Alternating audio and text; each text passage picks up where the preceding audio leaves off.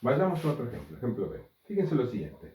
Tengo un cilindro que está montado sobre un eje que sale pizarrón que puede girar libremente, sin rozamiento. Y acá hay un sistema que tiene, bueno, como dos soportes y puede pasar una masa, esta masa A que llamo, pasa, que viene con una ZWCB, una pasa, roza con el cilindro y continúa después su viaje con una WCB2. Noten qué ocurre. Justo, vamos a decir lo siguiente, que aquí y aquí no hay rozamiento, o sea, la masa cuando va sobre esta superficie plana no tiene rozamiento, igual que acá, pero sí hay rozamiento entre la masa esta A, que voy a llamar el cuerpo este que viene avanzando, y el cilindro. ¿Qué va a pasar entonces? Fíjense que lo va a arrastrar. En el momento que entre en contacto, lo va a arrastrar y el cilindro va a empezar a girar en este sentido. ¿Lo ven? Eso debido a la fuerza de rozamiento entre la masa A y el cilindro, que tiene una masa B y un radio R. La pregunta es entonces cuánto vale B2. Hay un tema crítico para resolver este problema que me dice que antes de terminar de rozar la masa A con respecto al cilindro, ya entra en rodadura pura. Porque fíjense qué va a pasar al principio. Va a estar como resbalando, ¿no? Porque si el cilindro está quieto y la masa tiene cierta velocidad, al principio resbala, ¿no es así? Lo empieza a arrastrar y ¿qué va a pasar? Es como un choque inelástico, ¿verdad? Mientras que esta masa A pierde velocidad, la masa B, o sea, el cilindro, gana velocidad angular. ¿Por qué pasa eso? Miremos un poquito antes de analizar el problema. Hice acá llegar al cuerpo libre. Hice el cilindro e hice la masa puntual, ¿no? Vamos a suponer que es puntual. Fíjense que en el momento que empieza a entrar en contacto la masa A con el cilindro, hay una fuerza de rozamiento entre ambos. Se dice que existe esa fuerza de rozamiento. ¿Y esa fuerza de rozamiento qué hace? Si el cilindro estuviera totalmente quieto como trabado, obviamente lo frena, como si fuera un plano normal, lo frena, por supuesto, a la masa A, ¿no? Pero el cilindro puede girar, igual hace la fuerza de rozamiento, en sentido contrario al movimiento de la masa A. Pero ¿qué pasa? Por tercera ley de Newton, el bloque esto, o la masa A sobre el cilindro hace una fuerza de rozamiento igual y de sentido contrario, como ven ustedes. Acá está la tercera ley de Newton. Esta es la fuerza de rozamiento que hace el cilindro sobre el cuerpo y esta es la fuerza de rozamiento que hace el cuerpo sobre el cilindro. Entonces, ¿qué pasa? Mientras que esta fuerza frena al cuerpo que avanza, el cuerpo A que avanza, esta fuerza de rozamiento que actúa sobre el cilindro respecto al eje, fíjense, ejerce un momento que es justamente un momento entrante. R para allá, F para allá, tau entrante. Y el tau entrante es justamente el tau necesario para producir una aceleración angular, un incremento de omega, para que gire en el sentido que habíamos previsto. ¿Ok? Este es digamos, las causas por las cuales el cilindro comienza a girar y el cuerpo A se frena.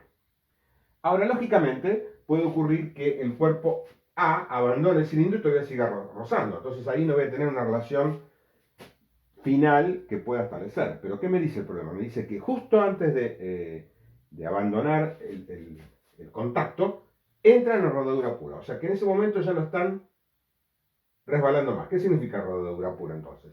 La condición que después vamos a ver, pero yo la puse aquí, que la velocidad angular final del cilindro por el radio es igual a la velocidad lineal V2 de la masa. Ese es el punto crítico al que hay que tener cuidado. Me lo estoy diciendo la hipótesis del problema. ¿Ok? ¿Sí? Si no fuera eso, bueno, tendría otra incógnita más en el problema, porque no habría relación entre la velocidad lineal del cuerpo, que sería del cuerpo A, ¿no? La velocidad lineal 2, con omega final. No habría relación. Seguiría resbalando y todavía no habría llegado a rodadura pura. ¿Se entiende? Lo que digo por rodadura pura. ¿Se acuerdan? Una rodadura pura es que no hay rozamiento cinético. ¿Ok? Entonces, ya la velocidad lineal del cuerpo A es igual a la velocidad angular, que es omega multiplicado por R. ¿Ok? Entonces, dicho esto, planteamos lo siguiente. Sobre el eje Z, que sería el eje donde gira el cilindro, que no hay rozamiento, suponemos ese eje no tiene rozamiento, el cilindro gira libremente, no hay momento, por lo tanto la cantidad de momento angular inicial es igual a la final. Aquí viene un punto crítico que yo les he dicho cuando definí momento angular. Ustedes dirán, bueno, pero la cantidad angular, la cantidad de momento angular es cero, porque esto está quieto, inicialmente se supone, que así lo dice el problema, omega inicial es cero, no del cilindro, y esto no está girando, sino que se está desplazando, no hay momento angular. Bueno, ¿qué les dije yo? Que no importa que un cuerpo esté girando, ni nada por el estilo. sencillo. La definición de cantidad de movimiento angular es simplemente el momento de la cantidad de movimiento lineal. ¿Ok? Respecto a un eje o a un punto. ¿Sí? Entonces, este cuerpo respecto a este eje, como ustedes ven, tiene una cantidad de movimiento angular. Tiene cantidad de movimiento lineal y a su vez respecto a este punto tiene una cantidad de movimiento angular. No hace falta que esté girando alrededor de ese punto. ¿Está claro? Eso es una cosa importante que lo resalté en ese momento, pero ahora se ve claramente con este ejemplo. Hay que tener cuidado con eso. ¿Sí? La cantidad de movimiento angular no significa que esté realmente el cuerpo girando. Es como que potencialmente este cuerpo podría girar a este punto, no lo va a hacer, pero hay una cantidad de movimiento angular que es justamente este R vector P. Y ustedes dirán, ¿y cuánto vale esa cantidad de movimiento angular? Porque R está variando continuamente, ¿ven ustedes, no? R se va acercando al cilindro y R va disminuyendo, ¿no? Es esta distancia R entre la masa y el eje, va cambiando. Y por supuesto el módulo cambia, el ángulo cambia. Pero ¿qué pasa? ¿Se acuerdan ustedes que dije que era fácil calcular la cantidad de movimiento angular multiplicando la cantidad de movimientos por una especie de brazo de palanca parecido a lo que teníamos en el momento de la fuerza? ¿Cuál es el brazo de palanca? ¿Se acuerdan cómo era? Es prolongar la dirección de P y luego trazar la normal que la normal digamos, a la recta de acción de la cantidad de movimiento lineal que pasa por el punto a considerar o el eje. O sea que va a ser entonces, sencillamente, P por esta distancia. Esta distancia la considero el radio. Obviamente, ustedes dirán, bueno, pero el cuerpo tiene dimensiones. Es un problema bastante ideal. Estoy suponiendo ahí el cuerpo se ven puntual, entonces la distancia entre el cuerpo y el eje de rotación supongo que es el radio. No me da ninguna, digamos,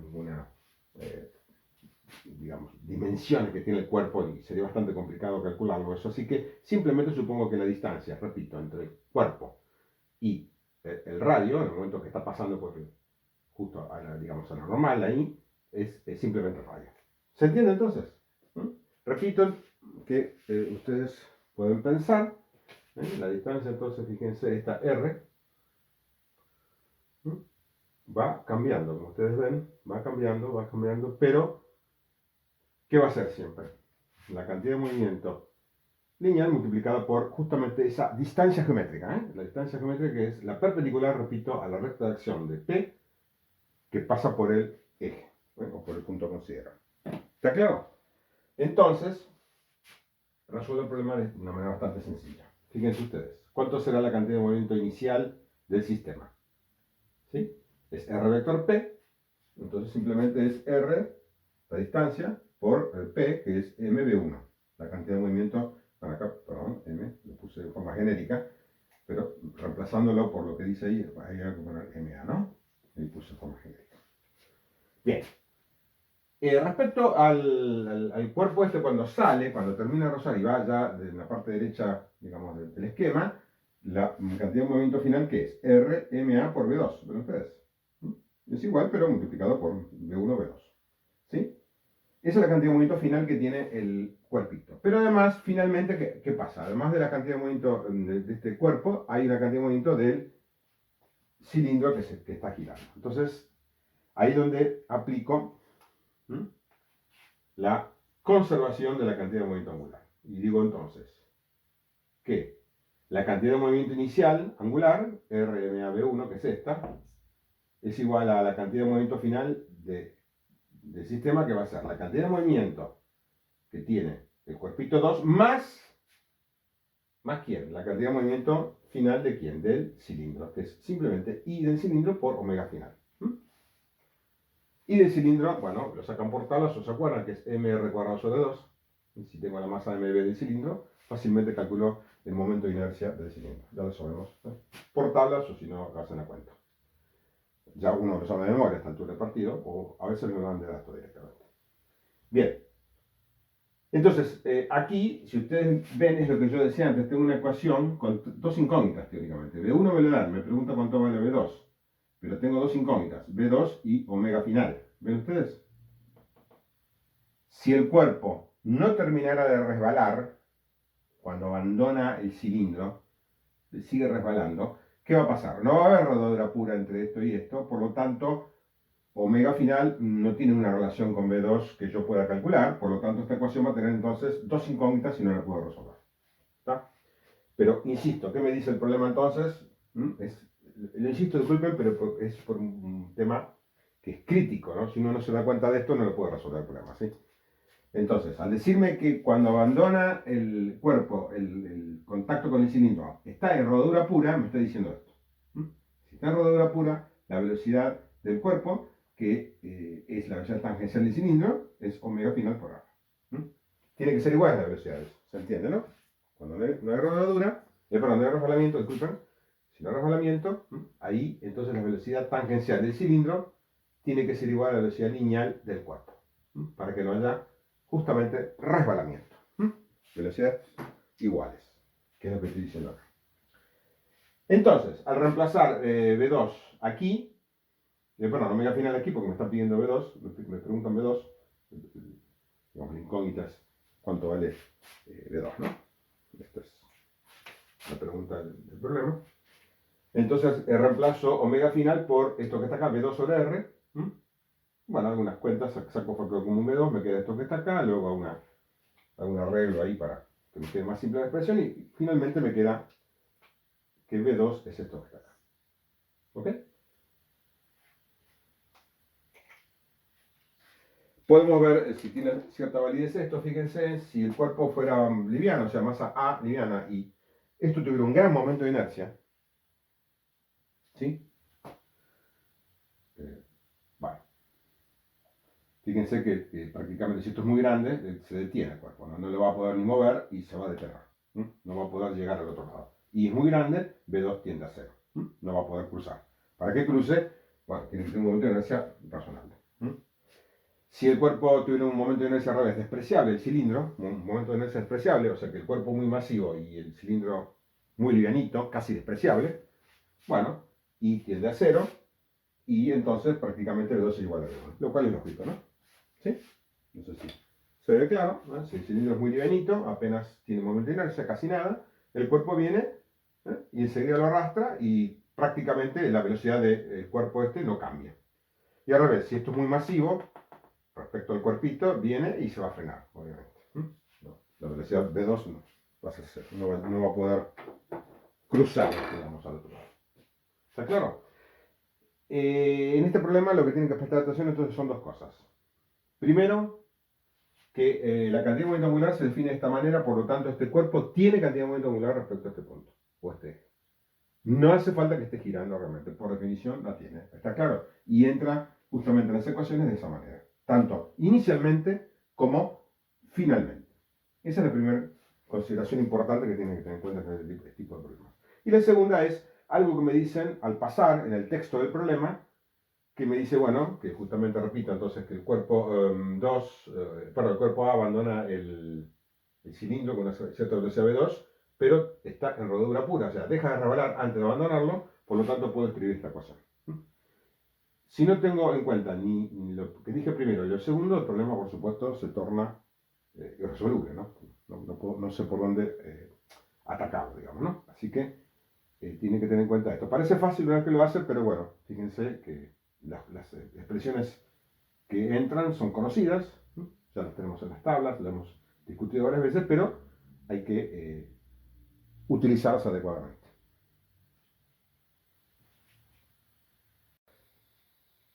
Es instructivo en este problema fijarnos qué pasa con la cantidad de movimiento lineal. Vimos que el angular se conserva, que es constante, ¿no? Porque no hay momento externo. ¿Qué pasa con la cantidad de movimiento lineal? ¿Se conserva o no? ¿Qué tipo de problema es este? Bueno, veamos. ¿Cuánto va la cantidad de movimiento inicial? La lineal. Inicial.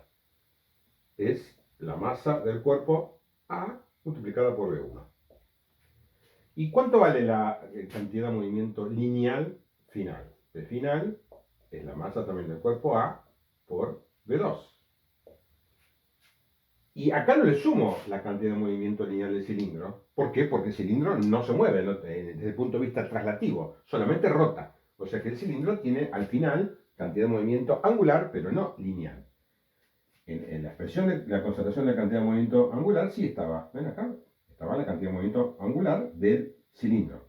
Pero aquí, como hablo de cantidad de movimiento lineal, el cilindro, por supuesto, sigue en su posición desde el punto de vista traslativo, solamente rota. El que se sigue trasladando es únicamente el cuerpo A. Por lo tanto, finalmente tengo que tabular únicamente la cantidad de movimiento final de ¿quién? Del cuerpo A, nada más.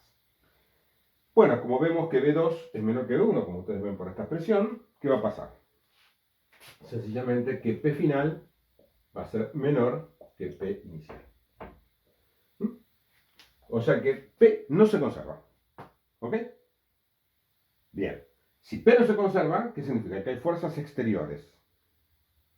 Fuerzas exteriores al sistema. El sistema, ¿quién lo forma? Lo forma el cuerpo, A y el cilindro, ¿no? Por eso esta fuerza que está acá no es una fuerza exterior, es una fuerza interior, como ustedes ven, ¿no? ¿Sí? ¿Ok? Bien. No hay fuerzas, perdón, no hay fuerzas, discúlpenme, hay fuerzas, tiene que haber fuerzas exteriores, ¿eh? Aparte de estas dos que son interiores, tiene que haber una fuerza exterior, ¿para qué? Para que haya un cambio en la cantidad de movimiento, como ustedes ven. Ahora, sobre la masa A no existe ninguna fuerza exterior, como ustedes ven. La fuerza que hay es la fuerza de rozamiento, que es interior.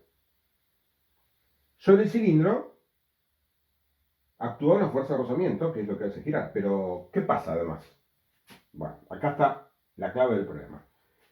Si el cilindro estuviera libre y no estuviera vinculado con un eje, también se movería para allá, porque esta fuerza no solamente lo hace rotar, sino que, por supuesto, como todo cuerpo rígido, la puedo trasladar al centro de masas y ¿qué va a hacer? Va a intentar moverlo hacia la derecha. Imagínense que estuviera libre esto. ¿Eh? Esto requiere también un poco de imaginación, como siempre, ¿no? Si esto no está vinculado, este cuerpo viene, frota y lo va a llevar. Lo va a llevar para allá. Entonces, ¿qué tiene que haber para que el cuerpo, el cilindro, perdón, esté vinculado? Y tiene que haber una fuerza, como ustedes ven, en sentido contrario, sobre el eje, que sea igual a la fuerza de rozamiento. ¿Para qué? Y ahí ustedes tienen lo que yo dije en un momento dado, un sistema que tiene fuerza neta igual a cero, como ustedes ven, la fuerza neta sobre el cilindro, ¿cuánto vale? Cero. Esta fuerza más esta fuerza son las dos, cero, pero tiene momento. Tiene fuerza cero, pero hay momento. ¿El momento quién se lo da? Esta fuerza de Ferrer, la de arriba, la de rozamiento, que está a esta distancia que está acá. Esta fuerza que está sobre el eje no produce momento, como ven. Lo que hace es mantener al eje en su lugar. Entonces, repito, es muy importante analizar qué le pasa al cilindro. El cilindro tiene momento aplicado, pero fuerza neta cero. Por lo tanto, para que tenga fuerza neta cero, para que no se desplace, ¿qué tiene que tener? Una fuerza externa que compense la fuerza de rozamiento, como ustedes ven. Esta fuerza externa, entonces, en definitiva, es la que hace que cambie la cantidad de movimiento lineal del sistema. En el caso particular del cilindro, no cambia la cantidad de movimiento del cilindro, pero sí cambia la cantidad de movimiento lineal de la masa que está pasando por encima de él. ¿Ok? Entonces, ¿se acuerdan de los primeros que hicimos? Los cuatro casos, ustedes tienen que ir, cada problema que estamos hablando, tienen que analizarlo en qué categoría cae. Este cae en la categoría, entonces, en la cual siempre estamos hablando de conservación de L y no hay conservación de la cantidad de movimiento lineal. ¿Ok?